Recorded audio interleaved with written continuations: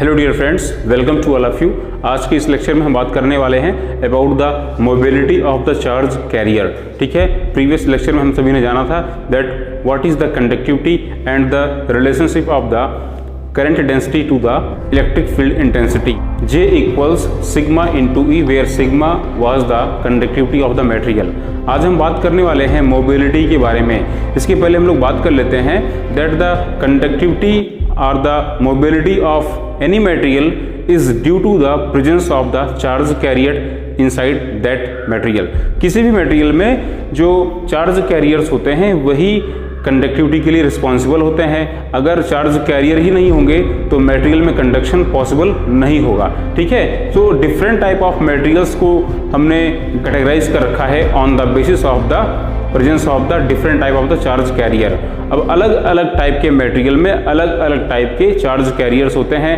जरा देखते हैं कैसे कैसे मटेरियल्स हैं। अगर बात कर लेते हैं मेटल्स के लिए, so in metals electrons are the charge carrier. You are quite familiar that the free electrons are responsible for the flow of the electric current in a metal, whereas in gaseous material electrons as well as positive ions are the charge carriers. gaseous state में अगर बात कर लें free electrons के साथ साथ वहाँ पे पॉजिटिव आयंस भी चार्ज कैरियर्स होते हैं। इन इलेक्ट्रोलाइट अगर बात कर लें positive ions and negative ions are the charge career.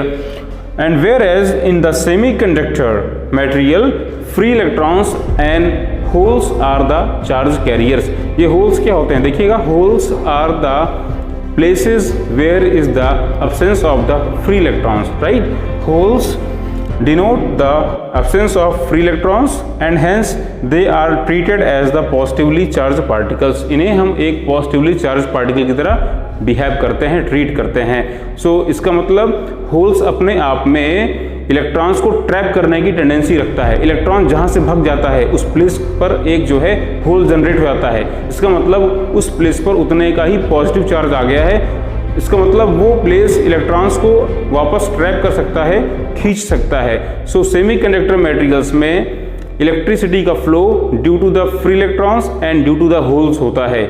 आइए बात कर लेते हैं हम लोग मोबिलिटी के बारे में। मोबिलिटी को हम लोग शो करते हैं म्यू से। अगर बात करें किसी भी कंडक्टर के लिए, यदि हम उसके इंड्स पर एक एक्सटर्नल इलेक्ट्रिक फील्ड को एक्सर्ट करें तो क्या होगा, different type of the charge particles will feel different type of the electric force and they will acquire different type of the velocities. So metallic conductor में जो free electrons होंगे वे सभी के सभी drift velocity Vd से move करना start करेंगे after applying an external electric field and the drift velocity acquired by the free electrons will directly be proportional to the electric field applied. ठीक है, आप लोग नोट करेंगे इस चीज को पहले लिखने से पहले इसको, that if we apply an external electric field across the material then the different type of the charge carriers will feel different type of the electric force and they will start to move with different velocities.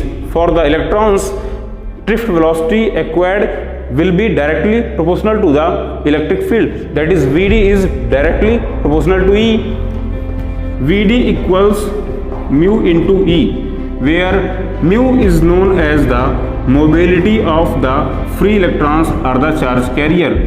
Note down, mu is known as the mobility of the charge carrier.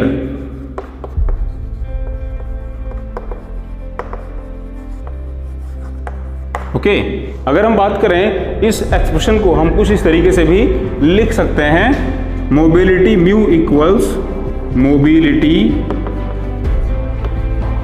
mu equals drift velocity Vd upon electric field E. ठीक है, drift velocity Vd upon electric field E. If the value of the electric field is 1, that is if the value of, note down, if intensity of electric field E equals 1 Newton per Coulomb or 1 volt per meter, then definitely it is obvious from here mobility mu equal to Vd upon 1, that is Vd. Mu equals Vd, that is the drift velocity. So mobility can also be defined of a charge carrier as the drift velocity acquired by that one in a unit electric field. So the note down definition of the mobility. Note down, mobility of a charge carrier can be defined as the drift velocity acquired by the particle in a unit electric field. इसको आप लोग note करेंगे, ठीक है। Definition में लिख नहीं रहा हूँ क्योंकि यहाँ पर स्पेस कम है, तो आप लोग नोट कर लेंगे। ड्रिफ्ट वेलोसिटी के टर्म में हम लोग किस तरीके से मोबिलिटी को डिफाइन करेंगे। Note down, mobility mu is defined as the drift velocity acquired by the charge particle in bracket free electrons in unit electric field, right. And note down its unit of mobility mu. देखिएगा ध्यान से आप सभी, mobility जो है mu equals V D upon E. So mobility की unit क्या हो जाएगी, ड्रिफ्ट वेलोसिटी की unit that is metre per second upon intensity of electric field की unit that is volt per metre. So volt per metre that is metre square per second per volt. ये unit हो जाएगी आपके mobility की, ठीक है, metre square per second volt. चलिए आगे बात कर लेते हैं डायमेंशन की। देखिएगा डायमेंशन क्या हो जाएगा,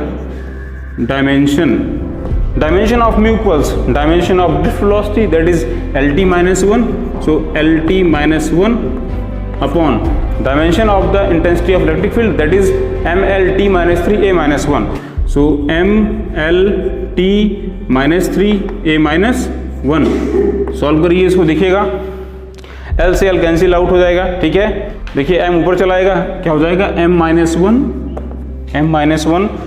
T - 3 T - 1 T - 2 ऊपर जाएगा तो T + 2। So M - 1 T2 and A, ये इस तरीके से आपका डायमेंशन हो जाएगा।